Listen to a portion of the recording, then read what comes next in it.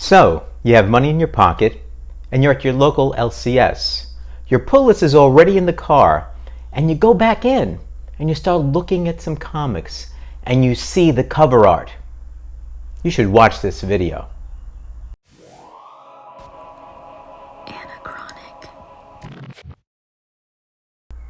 Hi comic book guys and gals, I'm Joe, and welcome to Anachronic Comics.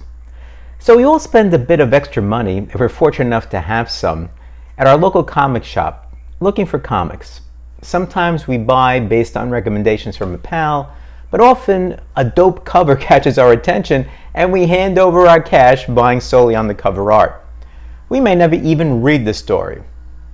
So I thought, suppose I only collected covers. The story or the comic title, not important. Which ones would I consider buying?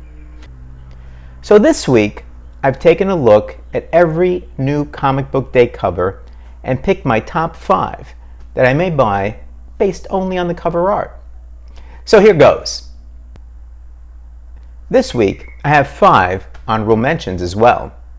The first is Symbiote Spider-Man King in Black #4. This is the cover B incentive by David Nakayama. It's a variant cover and it's $45. Now the red background with the struggling Spider-Man and Symbiote Black makes this a real winner. It may have made my top 5, except I likely wouldn't spend 45 smackaroos on it. My second honorable mention is Batman Black and White Volume 3, Number 3. This is the regular cover by Joshua Middleton. It's $5.99. Now, this is a great Batman pose, perhaps a bit overdone by many artists, but I add this one to my honorable mention list because of the great way Joshua Middleton uses the blurring effect in the background to bring your eyes over into Batman. I'm also a sucker for black and white covers. So my third honorable mention is Nuclear Family #1 Cover B. This is an incentive by Tony Harris, a variant cover, and it's $20 by Aftershock Comics. So growing up in the 1950s and being afraid almost every day that there would be a nuclear holocaust and everyone would die means this cover makes honorable mention in my list. So number 4 of my honorable mentions is Maestro War and Pax #2. This is the cover B variant by Carlos Pacheco. It's $3.99.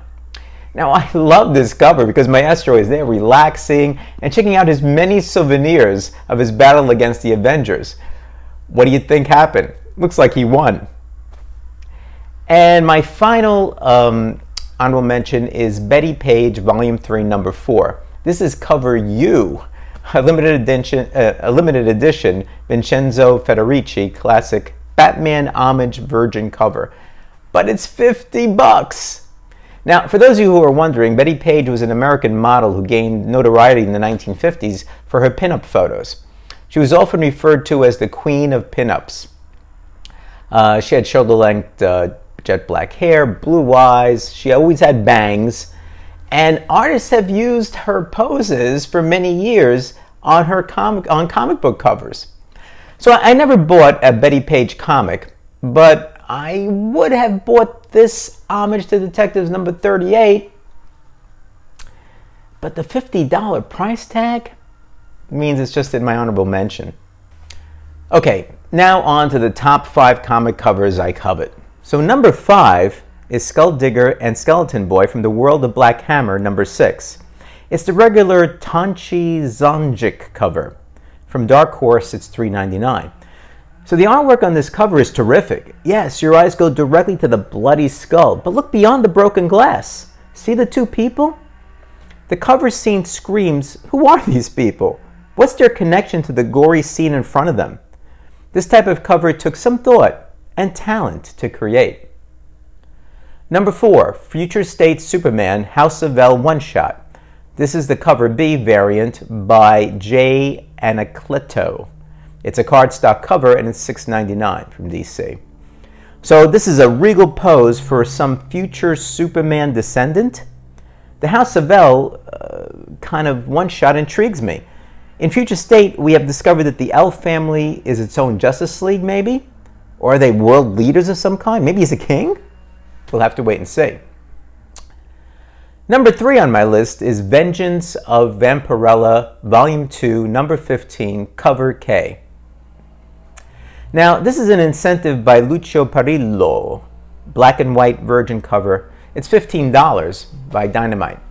Now, I never read the Vampirella comic, but I do notice the multitude of variants for each edition. So this cover's a bit different, though. First, it looks almost like a sepia coloration, which I love, but more importantly, the faces of Vampirella and her victim tell very different, juxtaposed stories. Now, Vampirella is kind of expressionless, while her victim's face shows pain, surprise, and fear. So Vampirella's kind of saying, well, I do this all the time, big deal. And this guy is saying, I'm dead. So that's great artwork. So number 2 on my list is Department of Truth, number 6. This is the regular Martin Simmons cover. It's $3.99 from Image. Now the cover looks almost religious. The cover character looks like Moses, and the background looks eerily like stained glass. I don't know much about this story because I haven't been reading it, but the cover looks ready for framing. So what's my number 1 cover that I covet right now? So my number 1 cover is Crimson Flower number 2. This is a cover B variant by Patrick Reynolds. It's from Dark Horse and it's $3.99. Now, this cover tells me that the subject was in some ways reborn. She's made some decisions in her life, maybe, and now she's undertaking a project with some new determination. Has she uncovered something that changed her life?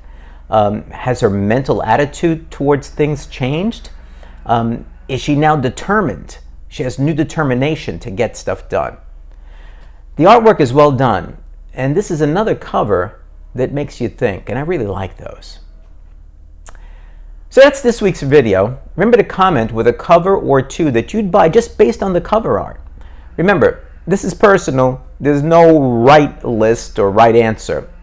And I'll have another top 5 comic covers I covet for next week. Thanks for watching, and if you enjoyed the video, consider giving me a thumbs up, subscribe, and share it with your friends. See you soon. Take care, guys.